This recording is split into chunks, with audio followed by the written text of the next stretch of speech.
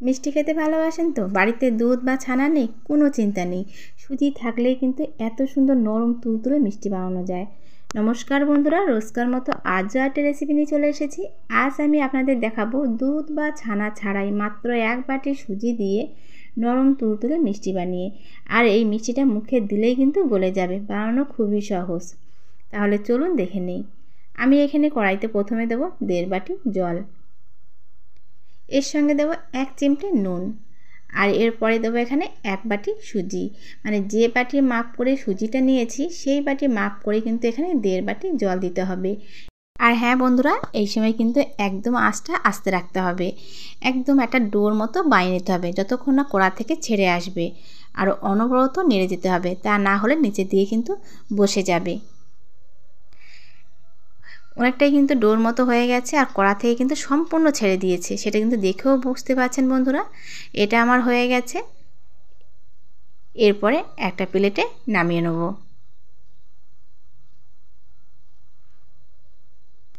আর এটাকে একটু গরম রাখতে রাখতে কিন্তু মেখে নিতে হবে, মানে একদম ঠান্ডা করলে হবে না, হাতে দিলে সহ্য হবে ঠিক তেমনই অবস্থায় কিন্তু মাখতে হবে।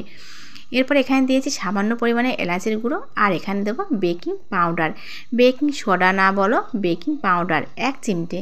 আর এলাচের গুঁড়ো দিলে এর গন্ধটা কিন্তু দারুণ আসবে। এরপর এটাকে ভালোভাবে মেখে নিতে হবে। হাতে বেশ চিটচিটেভাবে জড়ে যাচ্ছে, এর জন্য এখানে দেবো 1 টেবিল চামচ ঘি।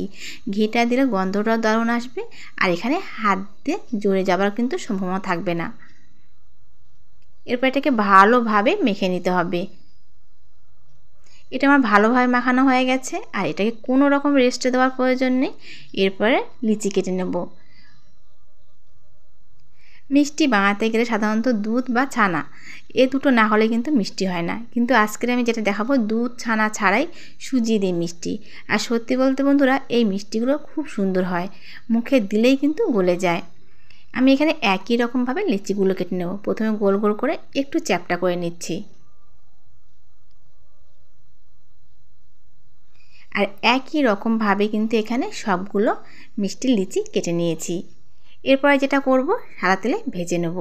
এর জন্য কড়াইতে আগের থেকে তেলটা দিয়ে রেখেছি, তবে তেলটা কিন্তু খুব বেশি গরম করব না, হাফ গরম হবে, ঠিক সেই অবস্থায় দিয়ে দিতে হবে। আর মিডিয়াম আঁচে রেখে এগুলোকে বাদামি করে ভেজে নিতে হবে।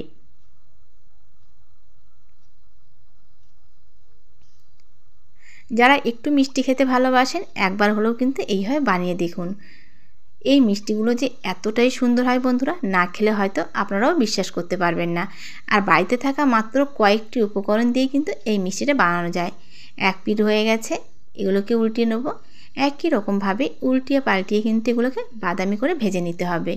আর এই সময় আঁচটা কিন্তু মিডিয়ামে আছে। এগুলো আমার বাদামি করে ভাজা হয়ে গেছে। এরপরে একটা ঝাঁঝরির সাহায্যে তুলে নেব। এরপরে যেটা করব, চিনির শিরাটা বানিয়ে নেব। এর জন্য এখানে দিয়েছি 1 বাটি চিনি। ওজনে বলতে গেলে এখানে 300 গ্রাম চিনি আছে। আর এখানে 1 বাটি চিনিতে 1 বাটি জল দেব। আর এখানে এই চিনি শিরাটা কোনো রকম 1 তার বা 2 তার করতে হবে না। ফুটে আসার পর 2 মিনিট জাল দিয়ে নিলেই কিন্তু হবে। এখানে বলক উঠে গেছে। এরপর এখানে দেব খুব সামান্য পরিমাণে অরেঞ্জ ফুড কালার, দেখতে একটু সুন্দর লাগার জন্য। আপনারা যদি না পছন্দ করেন নাও দিতে পারেন, তবে এতে কিন্তু স্বাদের কোনো পরিবর্তন হবে না। এই সময় কিন্তু আঁচটা আস্তে রেখেছি। এরপরে এখানে দেখুন ভেজে রাখা যে মিষ্টিগুলো বানিয়েছিলাম সেগুলো, মিষ্টিগুলো দিয়ে একদম কম আছে কিন্তু 5 মিনিটের জন্য ঢাকনা দিয়ে রাখতে হবে। আর একটা খুন্তির সাহায্যে ভালোভাবে মিশিয়ে নিচ্ছি যেন সবগুলো গায়ে ঠিকঠাক মতো চিনি শিরা লাগে। আপনারাও কিন্তু অবশ্যই একবার হলেও এইভাবে বানাবেন, আর কেমন হয়েছে আমাকে কমেন্ট করতে একদমই ভুলবেন না। আর যেসব বন্ধুরা এখনও আমার চ্যানেলটাকে সাবস্ক্রাইব করেনি, প্লিজ প্লিজ প্লিজ বন্ধুরা আমার চ্যানেলটাকে সাবস্ক্রাইব করে দেন, অনুরোধ রইল, যাতে আরও নিত্য নতুন রেসিপি সবার আগে আপনাদের কাছে পৌঁছতে পারে। আর ভালো লাগলে একটা লাইক দিয়ে পাশে থাকবেন। 5 মিনিটের জন্য ঢাকনা দিয়ে রেখেছিলাম। আর চিনি শিরা কিন্তু অনেকটাই কমে গেছে, আর সবগুলো মিষ্টি দেখুন ফুলে কিন্তু ডবল হয়ে গেছে। এরপর একটা প্লেটে নামিয়ে নেব। আর উপর থেকে দেবো খুব সামান্য পরিমাণে আমন্ড আর পাস্তা। দেখেও বন্ধুরা বুঝতে পারছেন যে মিষ্টিগুলো কতটা লোভনীয় হয়েছে। আর চাপ দিয়ে দেখাচ্ছি, দেখুন হাত দিলেই কিন্তু একদমই গলে যাচ্ছে, এতটাই নরম হয়েছে। আর একটা দেখাচ্ছি যে মিষ্টির মধ্যে কতটা রস গেছে। একদম রসগোল্লা রসের মতো কিন্তু রস একদম পরিপূর্ণ। তাহলে বন্ধুরা, সবাইকে আজকের মতো নমস্কার। সবাই ভালো থাকবেন, সুস্থ থাকবেন। আবার একটা রেসিপি নিয়ে চলে আসবো অন্য দিনে।